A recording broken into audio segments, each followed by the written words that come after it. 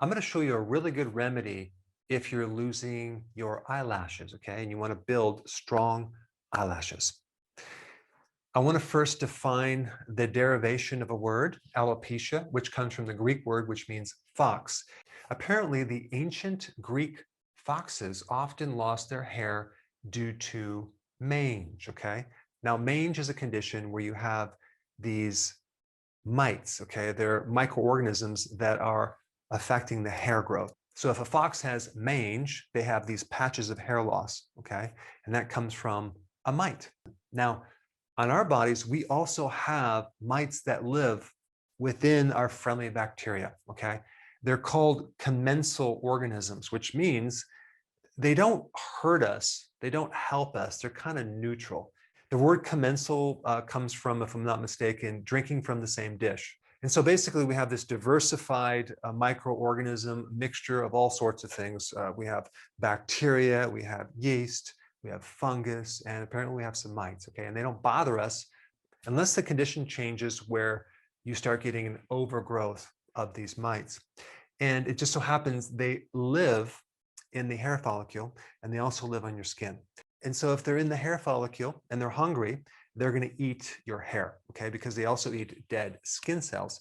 And apparently the greatest concentration of this mite is in your eyelashes.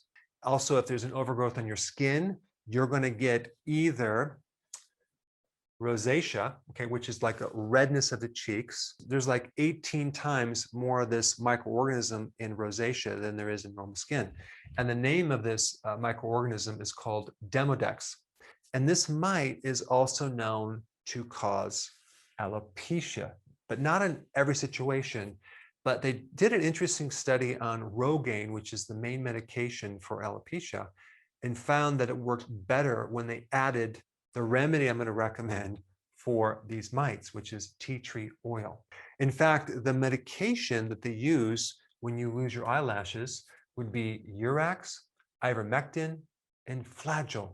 What do all of these have in common? They kill this mite. Okay, so it's another clue that this condition is coming from a microorganism. So what would be the remedy? Well, I want to recommend two things which are very powerful. One is tea tree oil, and the other is castor oil. Both of these are antimicrobial, and both of these will kill this mite. Now, there's a couple things you need to know about this. Tea tree oil is very, very concentrated, and it can irritate your eyes. So you don't want to get this oil into your eyes. What you want to do is you want to use like 2 drops of tea tree oil, okay, in a tablespoon of castor oil. Now, castor oil also can irritate the eyes. So again, you don't want to just start dumping this stuff in your eyes.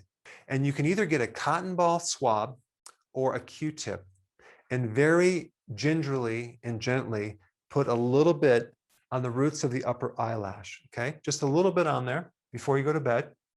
And then you're going to let that sit all night long and do its job.